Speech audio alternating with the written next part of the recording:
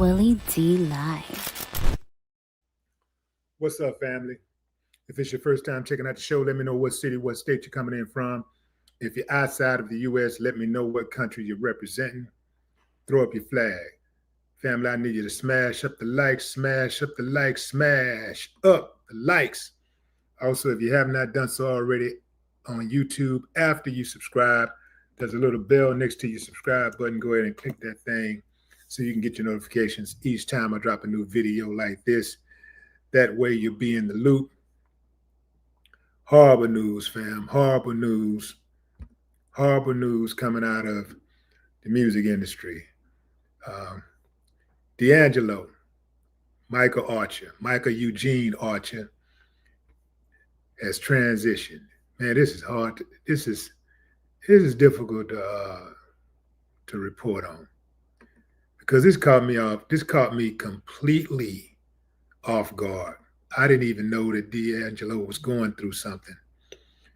But according to reports, D'Angelo has died of pancreatic cancer. So as y'all know, D'Angelo was known best for his biggest song, Brown Sugar. According to sources connected to his family and former manager, Kadar Mossingberg, these reports are true that D'Angelo has died. For those of you who may not know, let me bring y'all up to speed about who this guy D'Angelo is and what he represented. D'Angelo was a singular talent who collaborated with the likes of Jay-Z, Snoop Dogg, and Q-Tip. After bursting onto the scene in 1995 with his solo debut, Brown Sugar. He won 4 Grammys, including Best R&B Album for Voodoo in 2001 and Black Messiah in 2016. He also won Best R&B Song in 2016 for Really Love and Best Male and R&B Vocal Performance for Untitled, How Does It Feel? Even before the Grammy win, How Does It Feel left an indelible imprint on music and the minds of schoolgirls everywhere for its iconic video, which featured the singer along against a blank black background, appearing to be fully unclothed. Last year, Raphael Sadiq told the Rolling Stone Music Now podcast D'Angelo was working on releasing a new album, saying he's excited. He's working on 6 pieces right now, and he seems super excited. D'Angelo is survived by 2 sons and a daughter. The mother of his first son was singer Angie Stone, who died tragically this year in a car crash. D'Angelo was 51 years old. And y'all know how we do, fam, in these type of times. We just kind of get together and go down memory lane and pay homage, right? But this is just 51, bro. 51. I know some of you youngsters out there, y'all think, oh man, he was older than Methuselah. He was an old man. 51 is young. Keep waking up, you'll see what I'm talking about. But 51. Yeah, and then for Angie Stone she haven't been dead a year. She died in March 1st to be exact. And so I got hip to her son for the first time. I had never seen him before, but after his mother died, the son was speaking, and he was just talking about how his mother was, and he did cover some of the fake stories out there with people acting like they were so cool with his mom and stuff. And, he was talking, it's just really, he ran some of the statements that he made ran the gamut, right? But overall, he seemed like a cool kid. Seemed like a cool kid. And to lose his mother, who he saw daily and he worked with, just, you know, less than 8 months ago.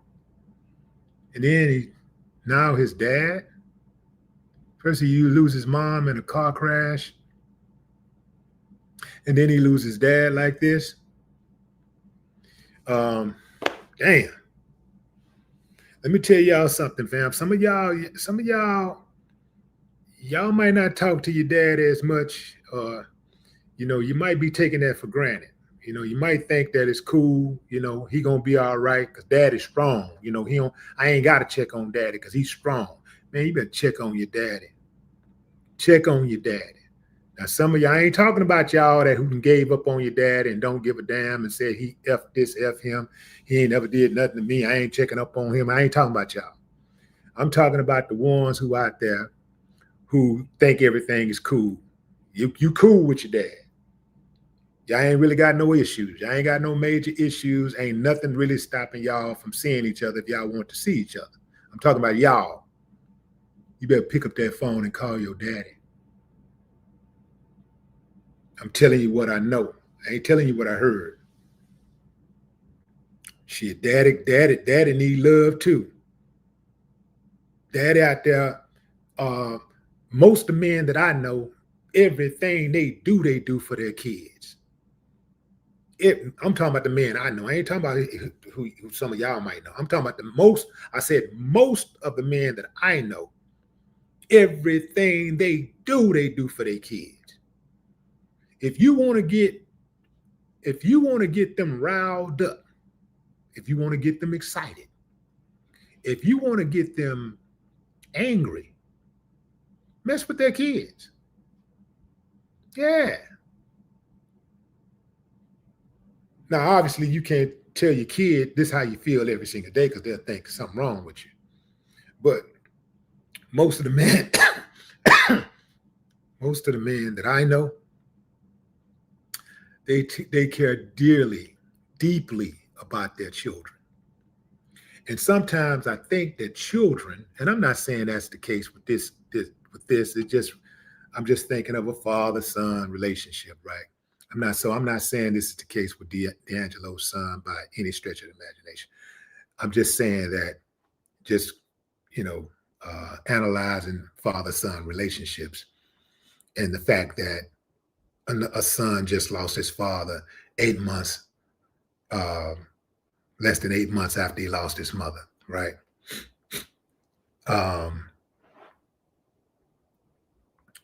Check on your daddy.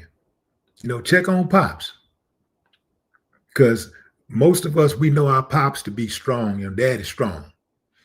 Dad is strong. So we be thinking that because somebody's strong, that we ain't got to check on them.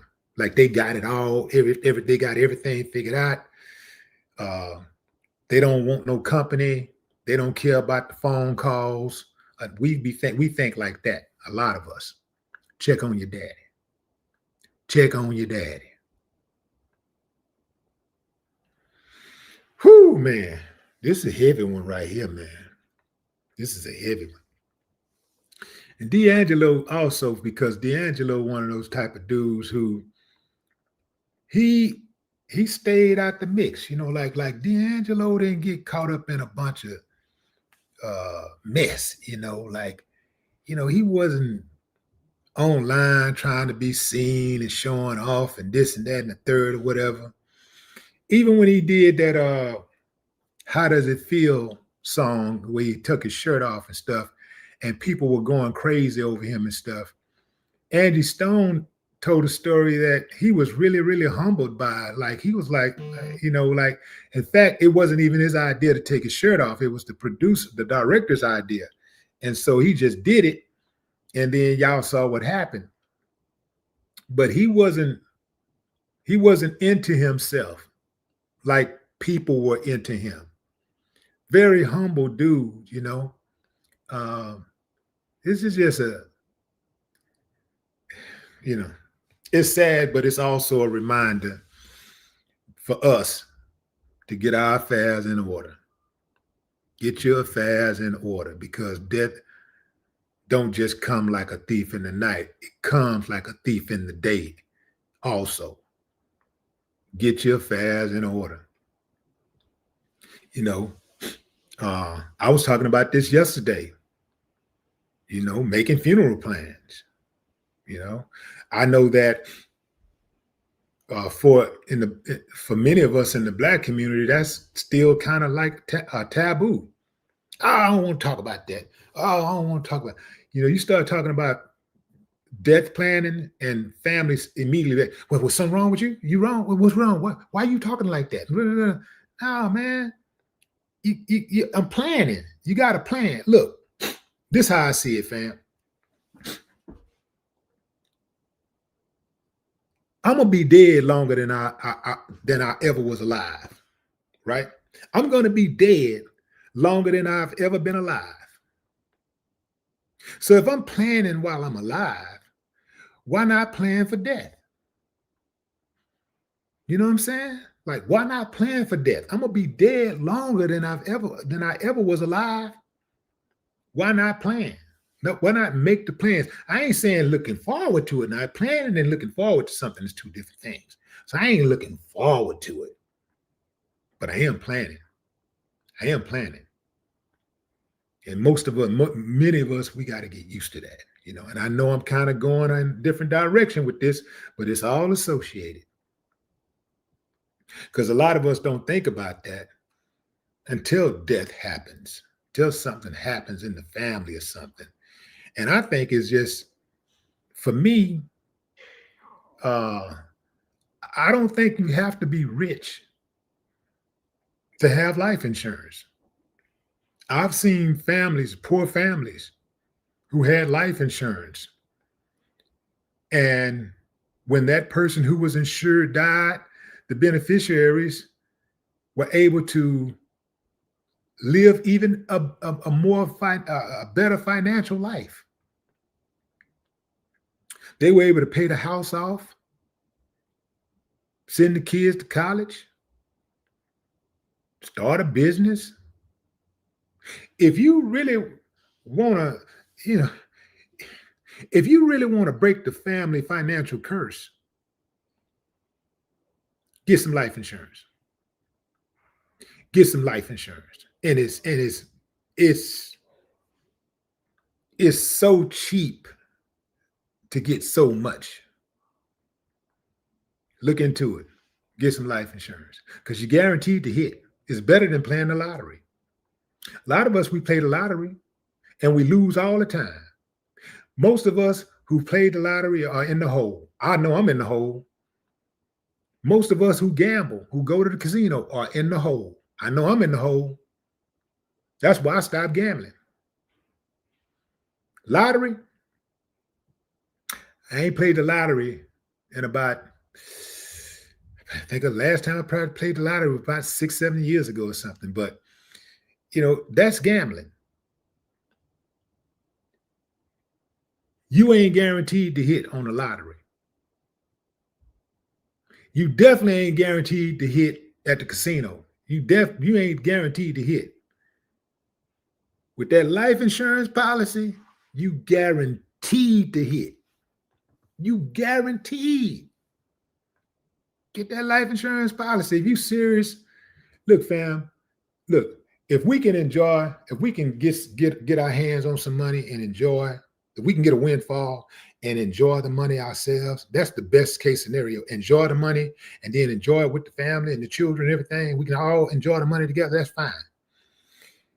But if it don't go like that, if I can be the sacrifice and we put the money on me, so when I die, everybody else have a better life financially. Shit, that's a good deal to me, man. I don't know what y'all be thinking, but I think that's a damn good deal. That's a good deal, because ultimately that's what it's about. The next generation doing better than the previous generation. Your kids having it better than you had it, right? That's what it's about. So I'm a huge advocate for life insurance. In fact, I damn near need to get with some type of company or something and do some type of endorsement deal or something, because I can sell that. I know too many situations where I've had to come out of my pocket and help somebody bury a loved one. I know too many situations where people had to sell plates, had to throw a party, had to sell t-shirts to help bury somebody or get a GoFundMe. I know too many cases like that. And I understand stuff do happen, family. I do understand stuff happen unexpectedly, but really, death ain't unexpected. That's something we just don't know the date. But death ain't unexpected. It's coming. We just don't know when. So if you ain't got a ton of bread in the bank, you better have a life insurance policy. That's the way I see it. Get that life insurance policy. Because when I go, if let me, because I'm gonna tell you this too. If y'all see somebody pop up with a GoFundMe when I die, you already know it. You already know it's a scam. Because I'm straight. I'm all the way straight. I'm not gonna put myself in that type of position to where I've had access to as much as I've had, and then I got to do a GoFundMe. In fact, I think a GoFundMe is embarrassing for somebody who know as much as I know to not have his stuff in order, when he died, not be able to at the very least bury himself. Nah, I'm not putting that burden on my family. I'm not leaving my family like that. I'm not doing nothing like that.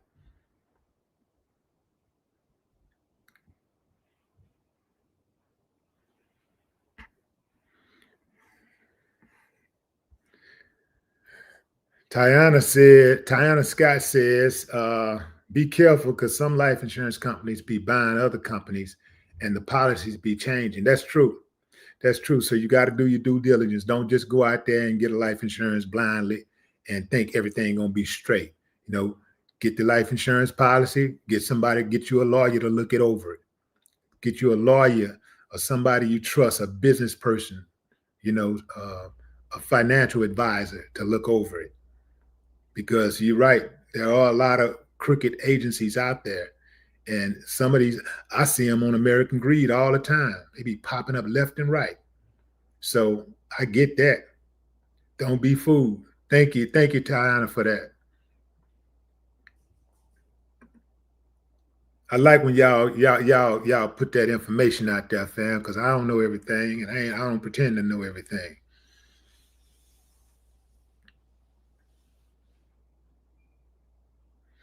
Kevin Powers say, make sure you don't get a life insurance policy with a 2-year wait.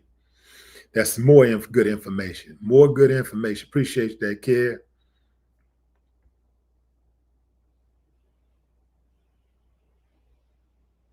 Yeah. Yeah. So that's why you got to make sure you don't just be messing with these janky insurance policy companies. And some of the big ones are now being trained to deny. So you got to be careful. You got to be careful. You got to make sure you know what you have. Make sure that you got a solid contract, and you check on your company, every 6 months to a year. Make sure you don't just have your money going out automatically every month, and you just, oblivious to what's going on within that company. Make sure, because that's a very important investment. So make sure you're checking out the company at least once a month to make sure that they're still in good standing with the state, business wise. Because the company that you got your money in, it may be under investigation by the SEC and you have no idea, right? It could be under investigation. You have no idea. And next thing you know, they just shut down shop and liquidate it. And you have nothing. So make sure you stay on top of that.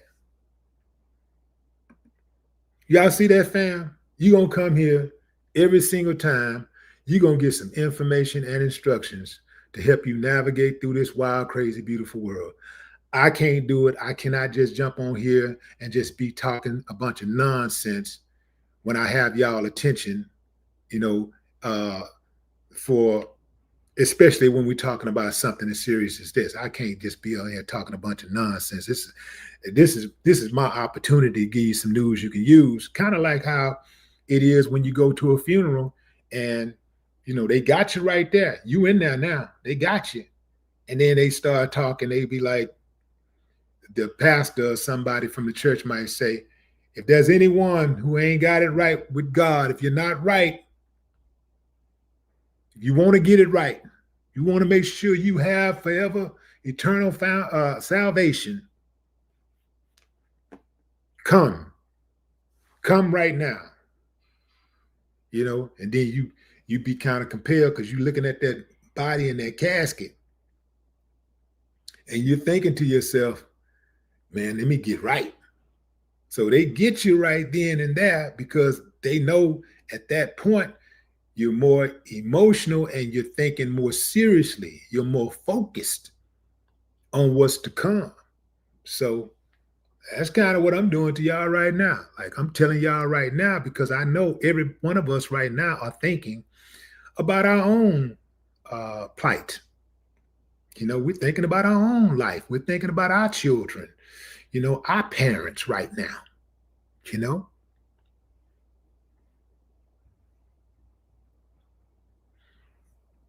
But yeah, right. We're vulnerable. Yeah.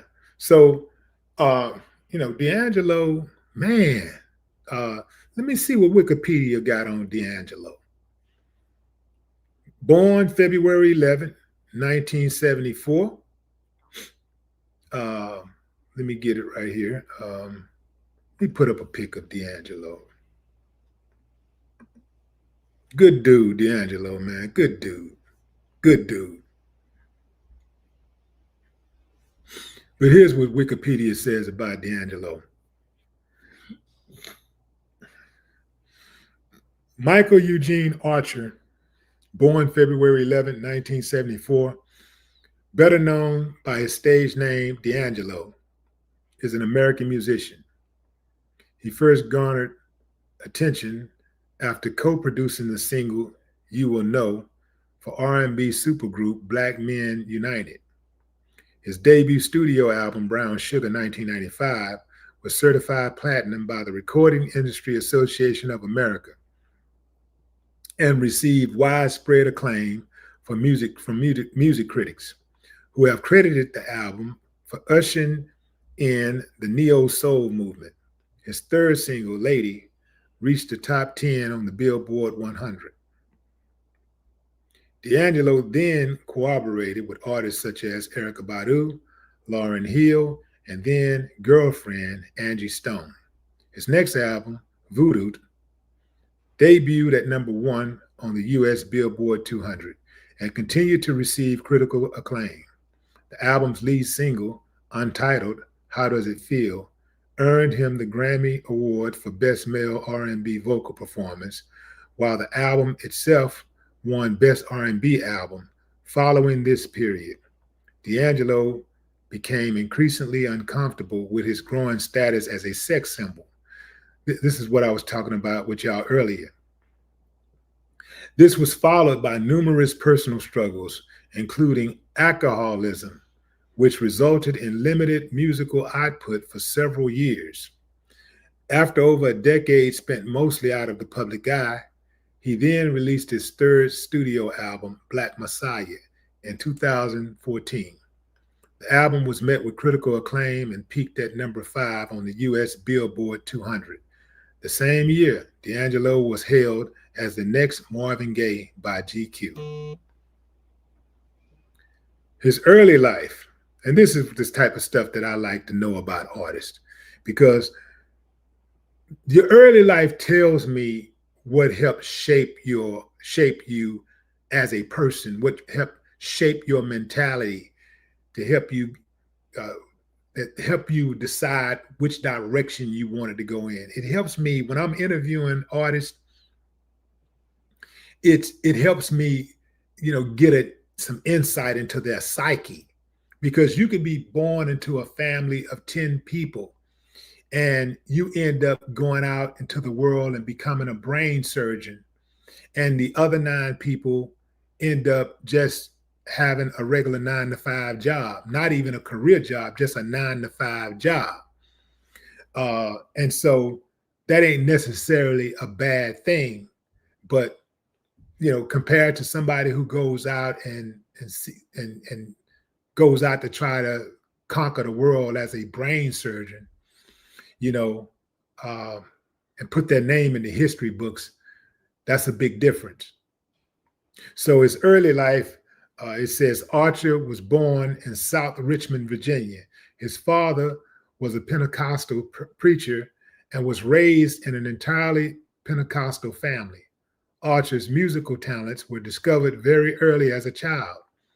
He was 3 when he was spotted by his 10-year-old brother playing the house piano. After the formation of his native Richmond, Virginia musical group, he and the Precise found success performing in the amateur night competition of Harlem, New York's Apollo Theater in 1991. 18-year-old dropped out of school and moved to New York City as an attempt to develop his musical career. The group previously enjoyed some notice in Richmond, evenly dividing their repertoire between soul covers and originals, while Archer accumulated compositions of his own and developed his songwriting skills. The group's turnout on the amateur night resulted in 3 consecutive wins and cash prize. And upon returning home to Richmond, Archer was inspired to produce an album and began composing material. This took place after a brief tenure as a member of the hip-hop group IDU, which stood for Intelligent, Deadly, but Unique. Then he goes into his career, 1991 to 1995, Brown Sugar. At the age of 17, D'Angelo met Afro-punk festival partner Jocelyn Cooper, who signed him to Midnight Songs LLC, her joint venture publishing company administered by Universal Music Group. After hearing a demo of the hip-hop group IDU, which D'Angelo produced and rapped in, after signing, Cooper introduced D'Angelo to musicians Raphael Sadiq, Ali Muhammad, and Angie Stone to collaborate as songwriters. Cooper then introduced D'Angelo to Fred Davis, head of A&R, and Gary Harris and EMI Music. After an impressive audition, D'Angelo was signed to a recording contract in 1993. Cooper also introduced D'Angelo to an attorney, Kadar Massenberg, who helped negotiate his contract. Massenberg later became D'Angelo's manager. In 1994, his first significant success came in the form of the hit single, You Will Know.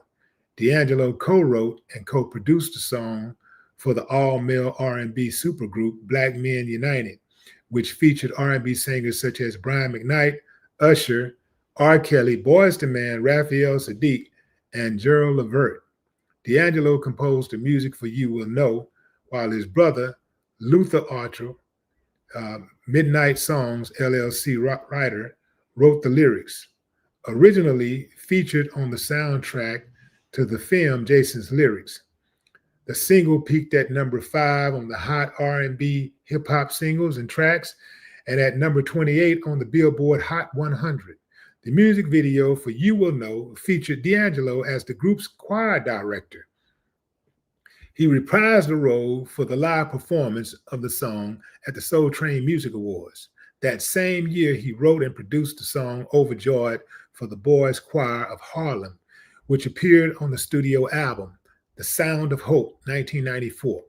The success of You Will Know helped build the buzz surrounding D'Angelo, which was followed by a number of highly promoted showcases and added to the buzz among music industry insiders. and I'll do Brown Sugar and stop right there. Brown Sugar was released in July 1995. Although sales were sluggish at first, the album was eventually a hit. The album debuted at number 6 on the U.S. Billboard Top R&B Albums chart in the week of July 22, 1995. It ultimately peaked at number 4 in the week of February 24, 1996, and spent a total of 54 weeks on the chart. Brown Sugar also spent 65 weeks on the Billboard 200 and peaked at number 22 on the chart. It sold 300,000 copies within the first 2 months. The album had been selling 35 to 40,000 copies a week through November 1995, and by January 96, it had sold 400,000 copies, with the help of his 4 singles, including gold-selling Billboard Hot 100 hit Lady and R&B top 10 singles Brown Sugar and Cruisin'. The album reached sales of 500,000 copies in the United States by October 1995. On July 7, 1996, it was certified platinum. Boy, that thing started moving.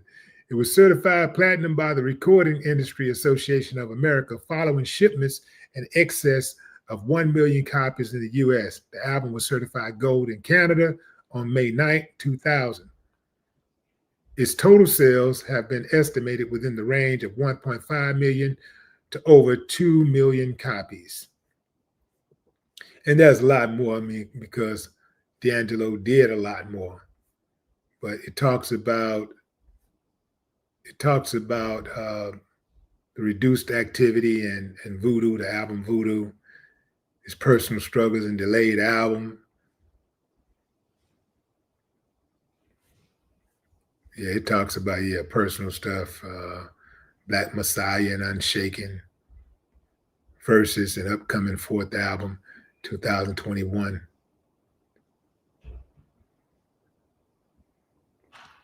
Artistry and influences. So let's talk about it. Let's talk about his artistry and influences, because this is important to his legacy. In a 1995 interview, he discussed the influence that musician Prince had on his approach to recording his debut album, stating, "I was one of these guys who read the album credits, and I realized that Prince was a true artist. He wrote, produced, and performed, and that's the way I wanted to do it." According to D'Angelo, the hip-hop influence presence on the album came from the Native Tongues movement, Tribe Called Quest, Gang Starr, and Main Source. In a February 1999 interview with the music journalist Toure, D'Angelo discussed his original inspirations to produce music, stating, "The sound and feel of my music are going to be affected by what motivates me to do it." On his visit to South Carolina, D'Angelo stated that he went through this tunnel through gospel, blues, and a lot of old soul, old James Brown, early Sly and the Family Stone, and a lot of Jimi Hendrix. Oh yeah, man, I can absolutely see that influence. And I learned a lot about music myself and where I wanted to go musically. In the same interview, he cited the deaths of rappers Tupac Shakur and Notorious B.I.G. as having a great effect on him during the period. During the production of his second studio album, D'Angelo recorded numerous hours of unreleased original material, as well as covers of his influences material. Collectively referred to by D'Angelo as Yoda, these influences included soul artist Al Green, funk artist George Clinton, and Afrobeat artist Fela Kuti. I never heard that name before, but if y'all know the name, forgive my pronunciation. I don't know, But in 2023, Rolling Stone ranked D'Angelo at number 75 on its list of 200 greatest singers of all time. D'Angelo has never married. In the 1990s, he dated soul singer Angie Stone, which I talked about. She was his muse for his Brown Sugar album, and he helped her produce her debut album, Black Diamond, released in 1999. Angie Stone and D'Angelo have a son together, born in 1998. D'Angelo also has two other children, a daughter born in 1999 and a son born in 2010.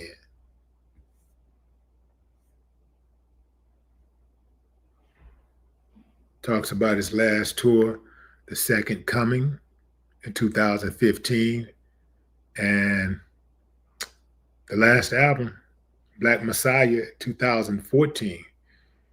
That's a trip that D'Angelo only put out 3 albums, but damn, he had an impact.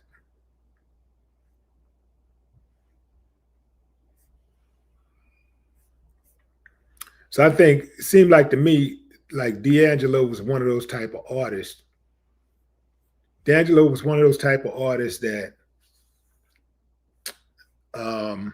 you know, he's doing art because that's what he loved to do. He's doing music because he loved the music, and that's what his natural talent was. But I think the industry jaded him. Once he saw what the business was like, once he saw what people were like, people who had ill intentions towards him, you know, people who only saw him as a sex figure, a sex symbol, and not a true artist. I think that jaded him. Because like everybody ain't playing, like everybody is not willing to play the game. And I think that's what made him fall back. I mean, the fact that it was already been spoken in his bio, well, not his bio, but in the Wikipedia, it was already talking about how he had some trepidation about the industry because of all the attention that was all of a sudden focused on him, his body, as opposed to his body of work.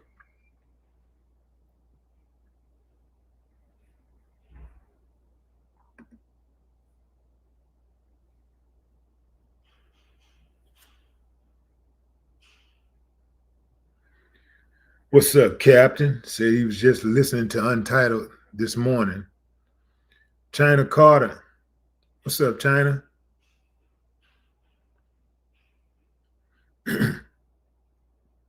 And that's another thing, fam. There are more artists out there like D'Angelo than you can ever imagine, because you got to think about it. Like in order to really be a good artist, artist, you gotta love this shit. You really gotta love writing music. Like you gotta love performing. You gotta love making it, like doing it. You gotta love it. But then what happens is that, you start running into roadblocks like politics. You can't get your record played on this station because somebody didn't like something that your manager did, or somebody at your label did this or said something, or somebody just hating on you, period. Or for whatever reason, these people won't play your video because you wouldn't do a free concert for them. Where they get all the money. They get all of the money and they want to use your name and they want you to do it for free. It's so much go into getting a record played or doing shows, doing tours. It's so much politics you couldn't imagine. And I do know firsthand, fam. I saw some of y'all in the comments saying, put out another album, and so many people have asked me about putting out another album and doing something with Brad, doing another Ghetto Boy album with Brad and things of that nature. For fam, y'all gotta understand, this industry is just it's a cesspool. It's not driven by talent anymore. It's no longer driven by talent. It's driven by personalities and clicks and likes and views. So when you take somebody that's serious about it and want to make sure that when they put something out there, they get heard, it gets heard, but also that they're properly compensated for the work that they do because they are working. Things change a little bit, man. You know, it's not as simple as some people try to make it.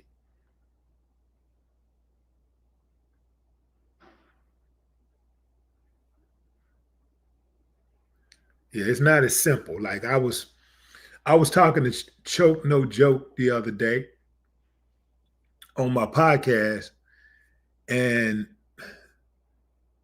you know, Choke was saying, man, you Willie D, man. All you gotta do is put the record out, man. People are gonna buy it. Your fans are gonna buy it. You don't have to sell a whole lot of records. You can just go straight to consumer.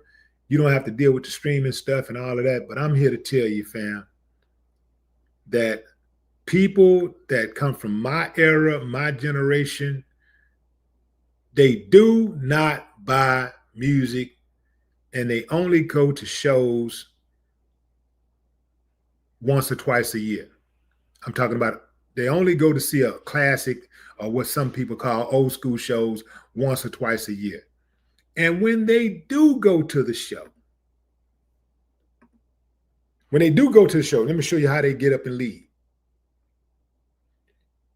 If you don't hit that stage before 10 o'clock, most of them are going to miss you. Because they trying to get up and go. They got they got to either go to work or they just tired and they want to go to bed. They got to go to work, go to bed, or both, right? So you'll start seeing them around, get to around 9 o'clock or so, 9:30. They be like, yeah, man, watching the show. Oh yeah, and you got to and you got to have a show where they got seats. Also, you got to have seats, right? No more standing. So they got to be seats. And then when it's time for them to go, they get up out the seat like this.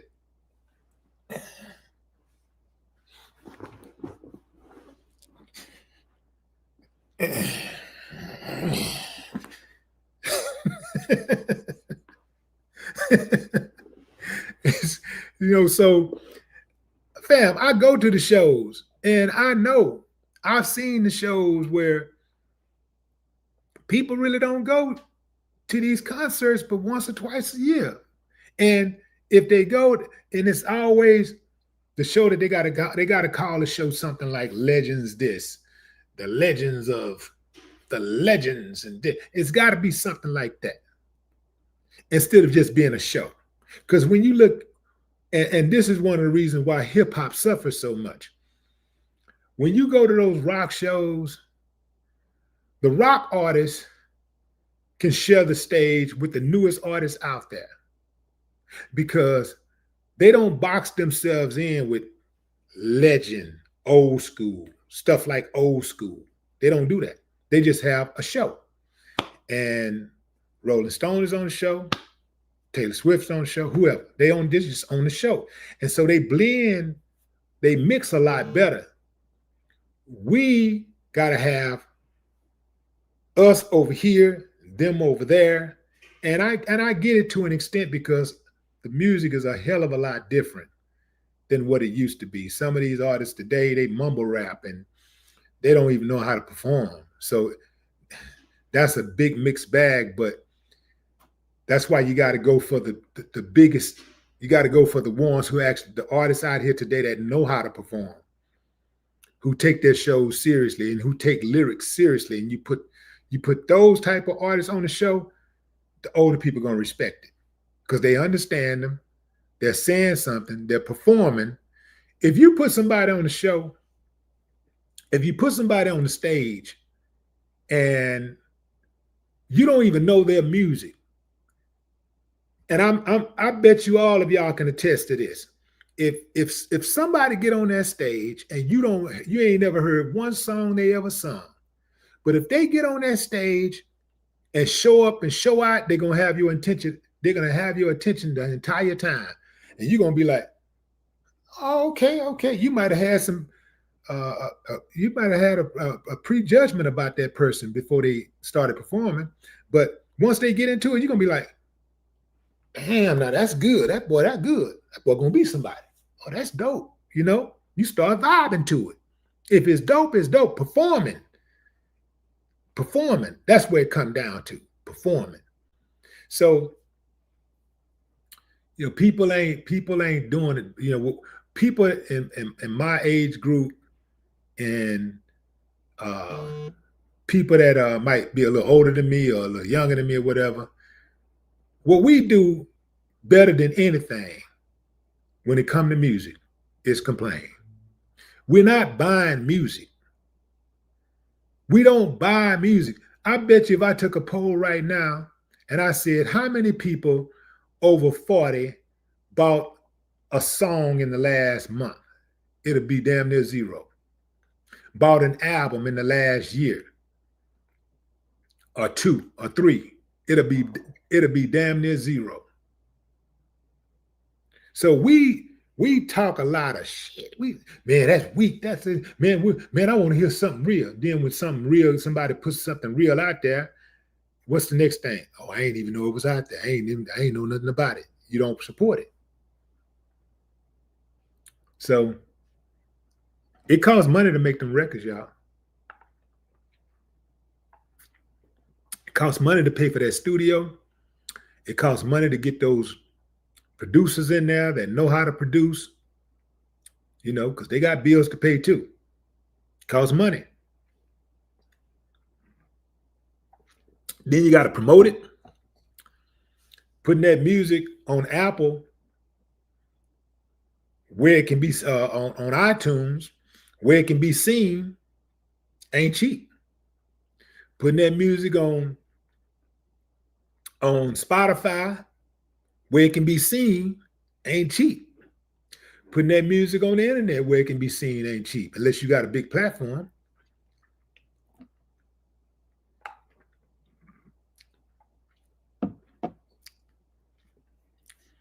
So I can see why D'Angelo was not interested. I can see why he was not interested in playing the game. Because D'Angelo is a true artist. He was an artist that was serious about his craft. And he realized that these people was playing in his face and they wasn't serious like he was serious. So I can see why he took exception to playing the game and why he just said, you know what, man, I'd rather just live off my royalties, man, and just chill and get out of the way. As much as talented as he was, he only gave us 3 albums. Imagine if he would have just gave us 3 additions. Imagine if he would have just had 6 of those bad boys out there. But he only had 3. And he made a major impact. And his death is going to have a major impact. It's going to be it is a major loss to the music industry. And it's a voice that has been silenced forever. We'll never get a chance to hear any new music from D'Angelo, see him perform, a true artist who loved to be on stage, who loved the moment of performing, a true artist. That's a dying breed. And the trip part is a lot of fans today are not getting the best that their generation have to offer, because a lot of the youngsters out there who are super talented, they don't want to play the game. They do not want to water down their music. They do not want to water down their lyrics. They don't want to do it. They don't want to play that game. So many of them would rather just do something different and do music as a hobby. And for the ones who are not doing music as a hobby, and they're doing it, they're seriously doing it, you may not never hear from them. Or if you hear from them, it might be 30, 40 years down the line when the music finally come across your desk and you like, damn, who is this? oh man, this is jamming, and you never heard of it, and it sounds just as good as anything that came out in that era. But you didn't hear it because they didn't play the game. So they'll probably put the music out and just take whatever they can make off the sales on their website. They're not gonna play the streaming game because the streaming game is the worst. Streaming is the worst thing that ever happened to the music industry. It's the worst thing that has ever happened to artists. It's the worst thing that's ever happened to artists. Streaming, because you you can get a billion damn streams, and you'd be lucky if you make a few $1,000s with a billion streams. That's a billion different people that listen to your music because they signed up with a company for a subscription. Billion people that listen to your music, and all you made was a few $1,000s. And the majors ain't tripping too hard on it because the majors have ownership in the streaming platforms.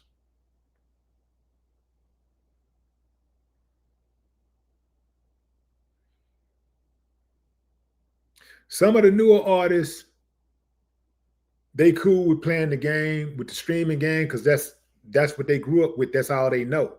So they don't even know that they getting the shaft. They don't even feel it. Like they getting hit from the back and don't even feel it. because that's all they know. They don't know anything different. But people that's been around long enough to see how the game really goes and be able to hold a physical product of their work in their hands and have that, at least have that amount of control, they don't want to play that game. And there's other artists, younger artists waking up today that are a little bit more business savvy, and they're hearing about what's happening with this streaming, and they saying like, hold on, man, this don't make sense. This ain't fair. They don't want to play the game. So some of those artists are actually going direct to consumer. If you're just not joining, fam, I'm just explaining why it is that an artist like D'Angelo took so many years off from the music industry. He was away from the industry for so long, and it's because he was jaded by the industry. And I'm saying that there's a number of other artists out there that are the same way. They're jaded by the industry because the industry is diabolical.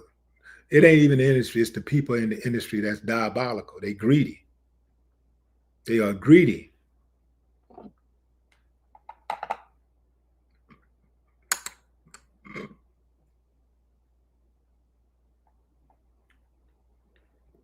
That's it.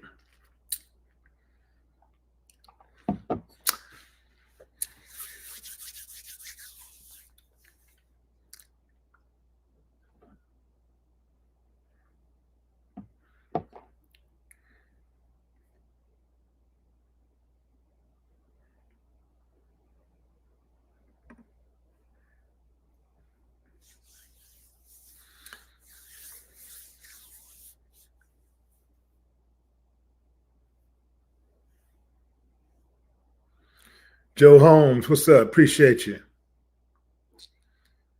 Elsie Wood, what up? Tamara G. Jimbo Slice.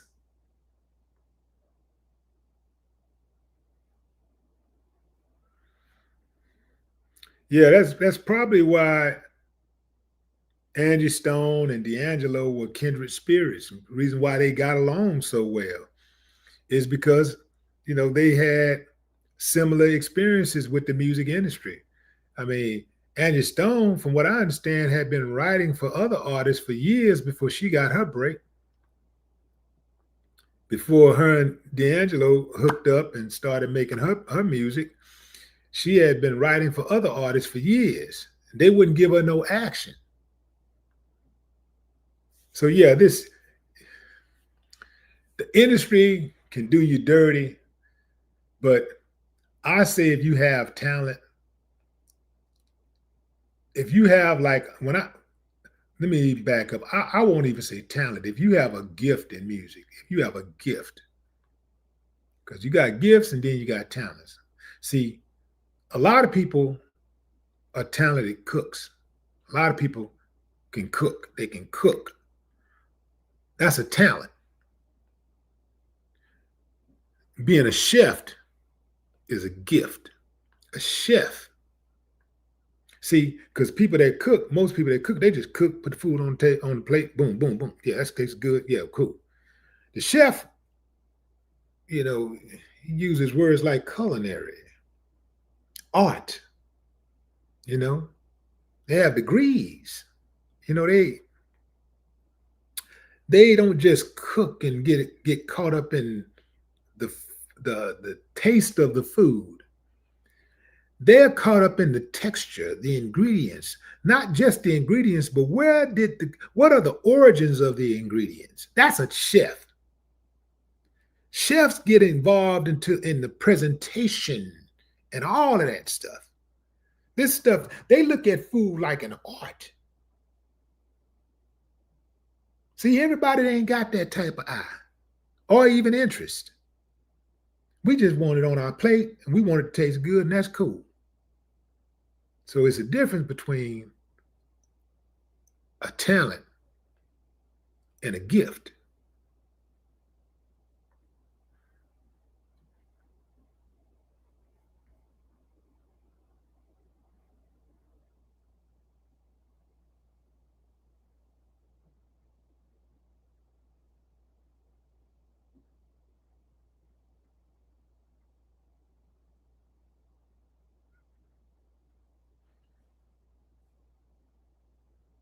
Yeah, Angie used to be in a rap group. She was in a rap group at one point. That's in fact, that's where she started off. She started off as a rapper.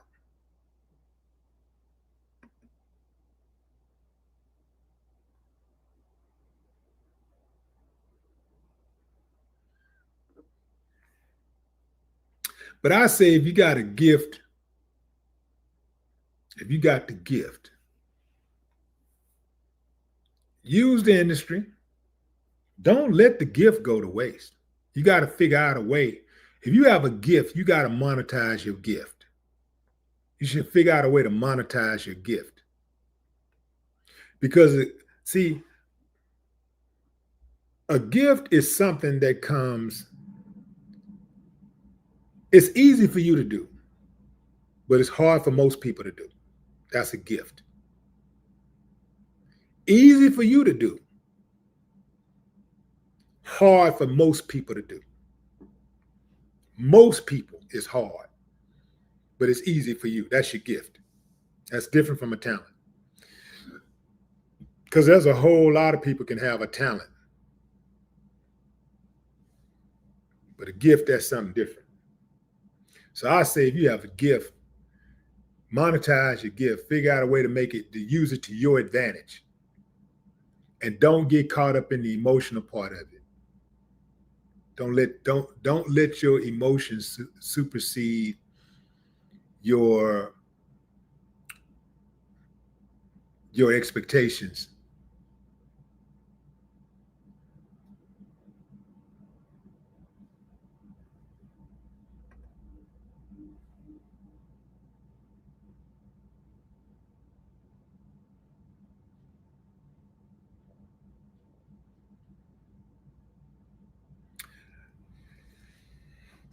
And here's something else, fam. So like I hear a lot of people talk about. I just saw somebody come and say something about how wicked the industry is, and yeah, the industry is wicked. But guess what? Every industry is wicked. Every industry is wicked. Every industry you know in America, you can't name one industry that's not wicked, and that's including the clergy. The religious industry is wicked. You can't miss it. Wickedness all around us, man. Education industry, wicked. The medical industry, wicked.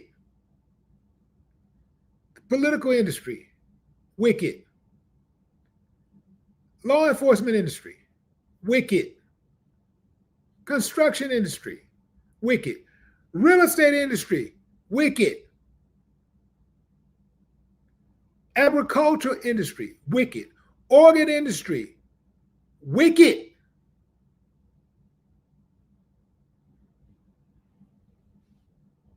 Energy industry, wicked. Tech industry, wicked. Financial industry, wicked. Wicked people at the top in every major industry, wicked. And guess what? We deal with those wicked institutions on a daily basis. Most of us got money in the bank. Banks, financial institution, wicked. So you got to find a way, you got to find a medium in order to get what you need. You got to deal with these wicked people, but find a way to deal with them so you can get what you need and you don't end up jaded. You got to understand that, hey man, sometimes it's a necessary evil to deal with evil. Dealing with evil is sometimes a necessary evil to justify an ends to a means.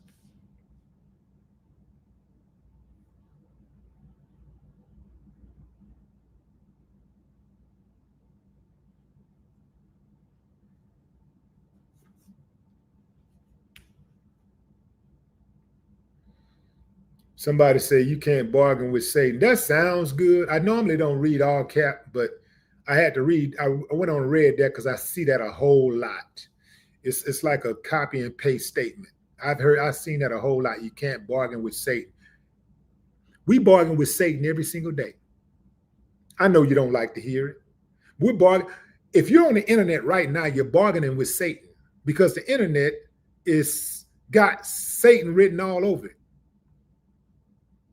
You got people that get online, social media, and off themselves because of the satanic stuff that's on social media.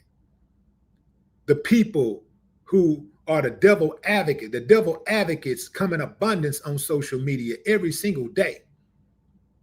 You cannot say that there is not a wicked element to the internet.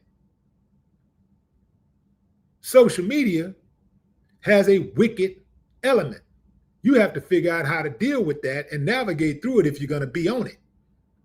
So all of that sounds good, but the reality is you're negotiating with Satan every single day. Every day. Your job is to make sure you get yourself a better deal than you offer Satan. You got to make sure that you come out with a deal that works for you. Do you know that leaders of nations sit down with other leaders of other nations, and one could be wicked, both of them might be wicked, both of them could be Satan, but they sit down and they have conversations because if they don't, millions of people could end up dead over a misunderstanding.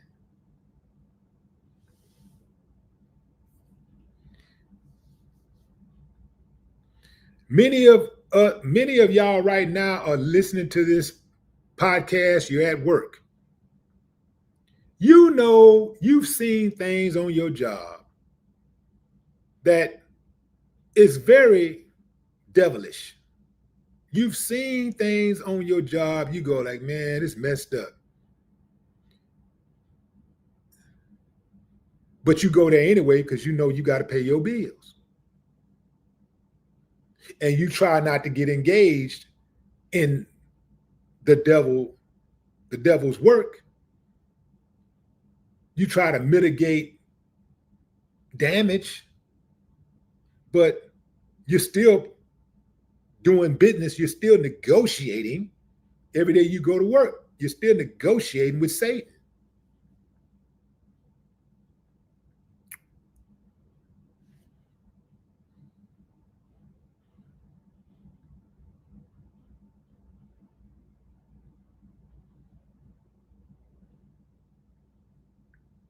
Yeah, somebody just mentioned AT&T. Yeah, think about that. AT&T sounds good. Sounds like a good promotion. Oh man, that sounds good. AT&T sounds good. Man, do you know what AT&T has done to get in the position they've gotten into? I wouldn't be surprised if it's somebody's been laid out there, laid out.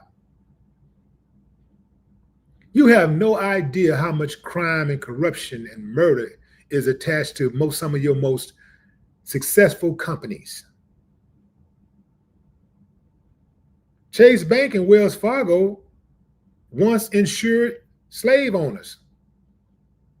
They insured slaves, just like you insured cars. Like you have companies that insure cars. They once insured slaves.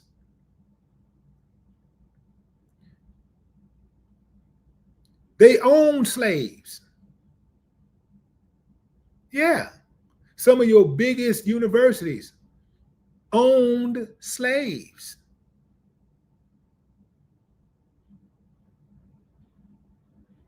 But let your daughter or your son get an opportunity to go work for one, and you're gonna be proud. You're gonna be, yeah, my son is the dean at Princeton. My daughter, yeah, she runs the whole real estate loan department over there at Chase. Yeah, yeah, she's making $600,000 a year, negotiating with Satan.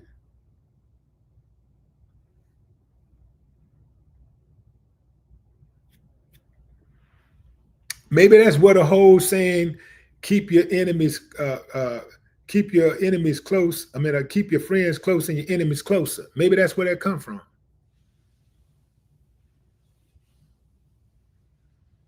Police officers who want to do the right thing. Police officers who want to do the right thing. You want to go out there and you want to be the one to step in when you see them trying to violate somebody. You want to, you want to show people that not all cops are bad. So you want to become a cop and you're going to go out there and prove everybody wrong. Well, guess what? You're going to have to negotiate with Satan. You're going to literally negotiate with Satan because you got to first and foremost negotiate your salary. Everybody knows throughout the United States, law enforcement, Satan.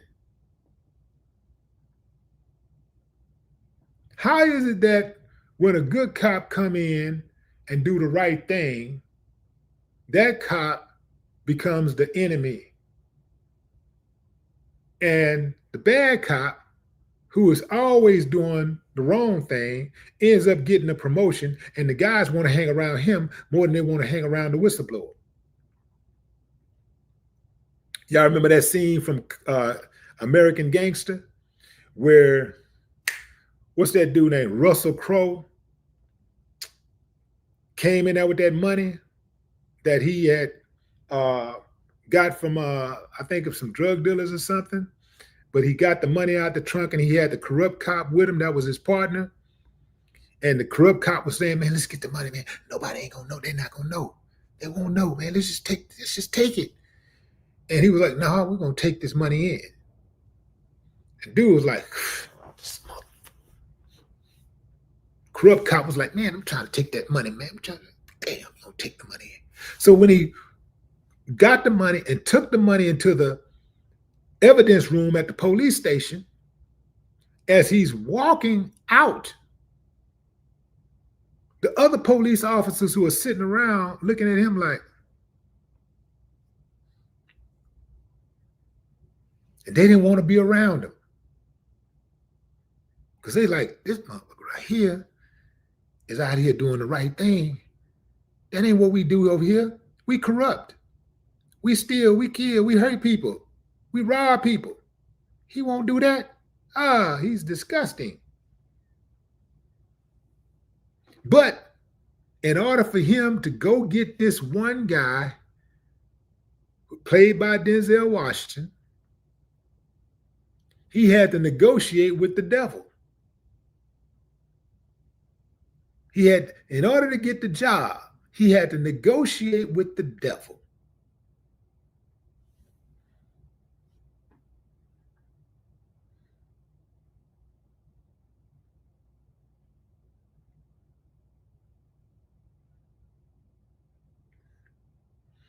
Just not joining, fam.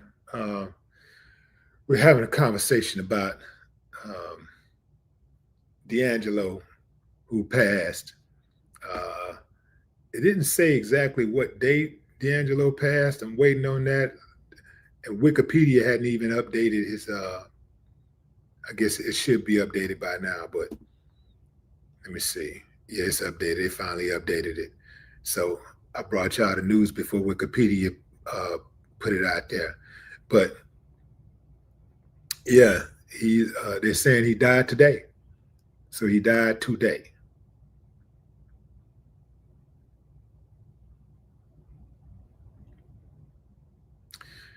Yeah. Let's see if they have any new information.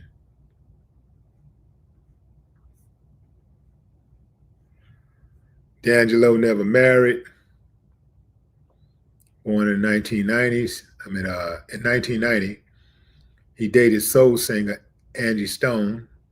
She was his muse for his Brown Sugar album, and he helped her produce her debut album, Black Diamond, released in 1999. Angie Stone and D'Angelo had a son together, Michael Archer Jr., born 1998, known professionally as Suavo Twain. D'Angelo also had two other children, a daughter, Imani Archer, born in 1999, and a son, born in 2010. D'Angelo died from pancreatic cancer in New York City on the morning of October 14, 2025, at the age of 51. He had been working on his fourth album with Raphael Sadiq, now planned to be released posthumously. Yeah.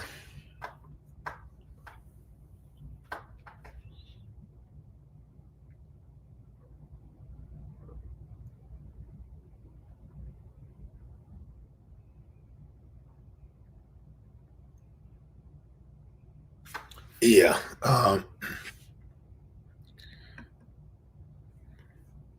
Yeah, this still throwing me off, fam. It's a shocker to me.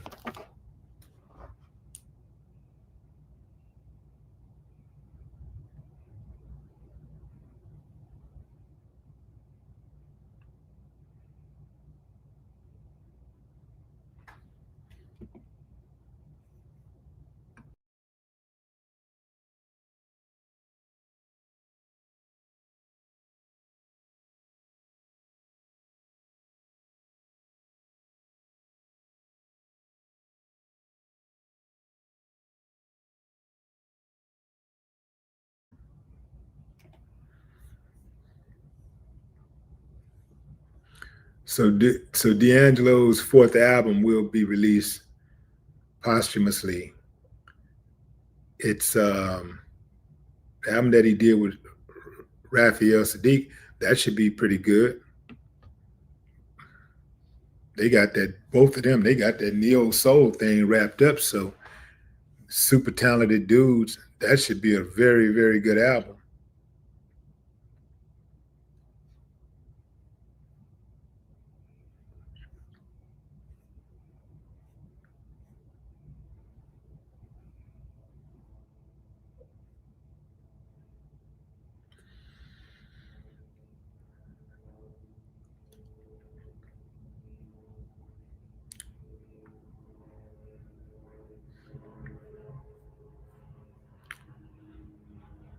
So it looks like D'Angelo was nominated for a Grammy 1, 2, 3, 4, 5, 6, 7, 8, 9, 10, 11, 12, 13, 14, 15. Count that again.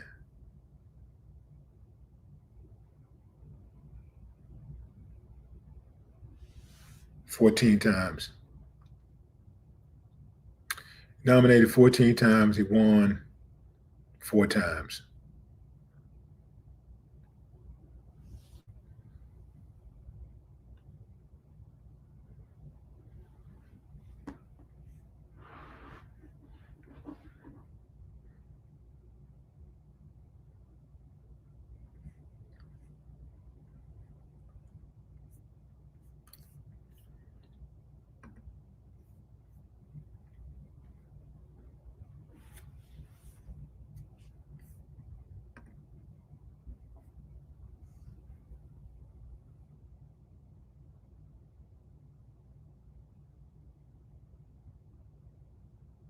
Trey Jones Jr., what's up? September 61.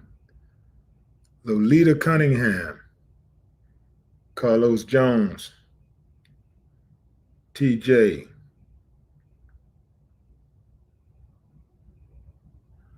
Jamie Looms. LaShondra Tinsley.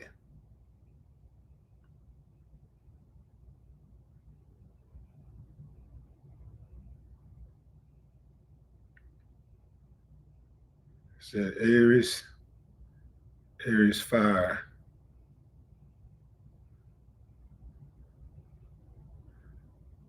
Terrence Tech. What's up, Terrence Tech? Yeah, we lost a lot, y'all. We lost a lot. John, what's up? We lost a lot. We lost another big one unexpectedly. Um, Man, I didn't even know D'Angelo was in trouble. I didn't even know he was in trouble like that. But this is an opportunity, fam. When we see these, it's as sad as it is. If there is a light, if there's a silver lining,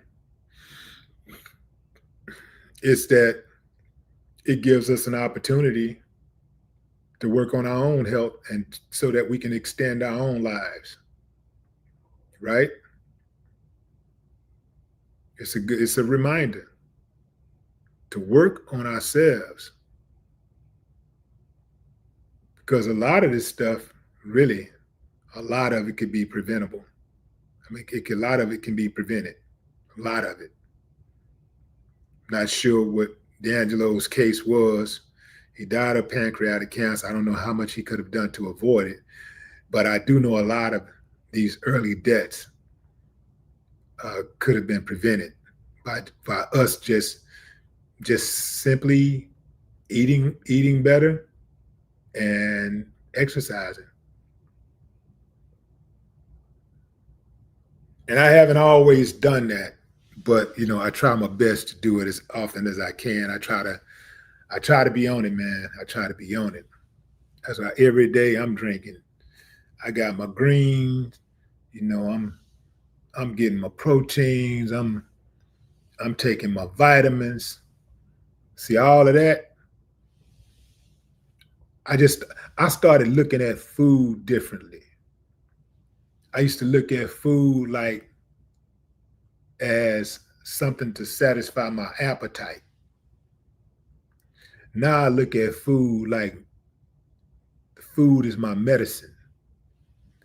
See? So I get to use natural medicines to live, to survive, instead of having to use this stuff that's been made in a lab, having to take this stuff that's been made in a lab and be at the doctor's office twice a week. I can take my medicine right now.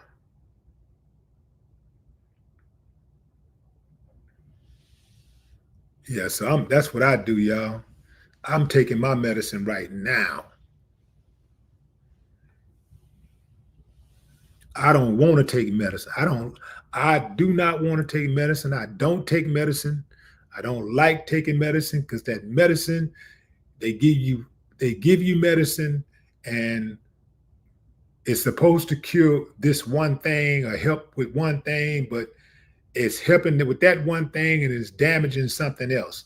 Because any type of medicine, I don't care what it is, if you take it consistently, it is going to destroy something else in your body. I don't care what it is. And eventually it's going to destroy the thing that it was meant to cure or treat. So I try my best to stay away from lab medicines. If I have to take something, it's got to be short term. If it's got to be a situation where I'm sick and I got to take this stuff for a week or two, and then that's it. Or 30 days, that's it. I'm not taking none of that stuff forever, because it will damage something else. It might fix one thing, but it's going to damage something else. So my medicine is my food. My medicine is my vitamins. My medicine is the stuff that I drink. You know, my herbs, my teas, my greens, you know, my green smoothies, natural. That's my medicine.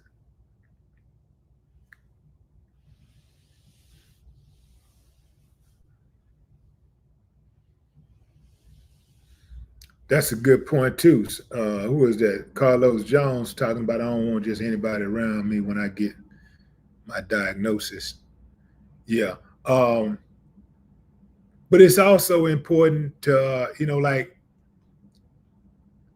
the people that you're around influences you a lot. If you're around somebody that eat healthy, a lot of times if you're around them along, maybe if you're around a person one time, may not hit you. But if you're around somebody that eat healthy and you like the results that you see with them, next thing you know, you'll start ordering what they order. And then next thing you know, you start turning them on to different dishes and things.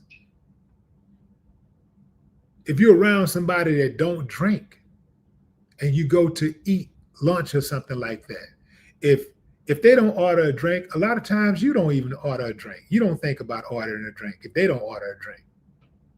But if they order a drink, you're like, yeah, yeah, well, give me a such and such such. It's almost like, okay, I took the lead, now your turn.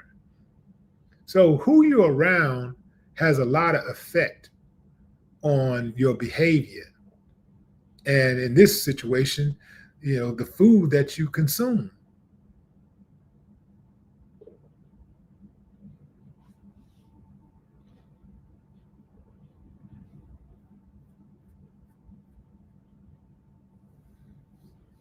Charles Drake. What's up, Charles?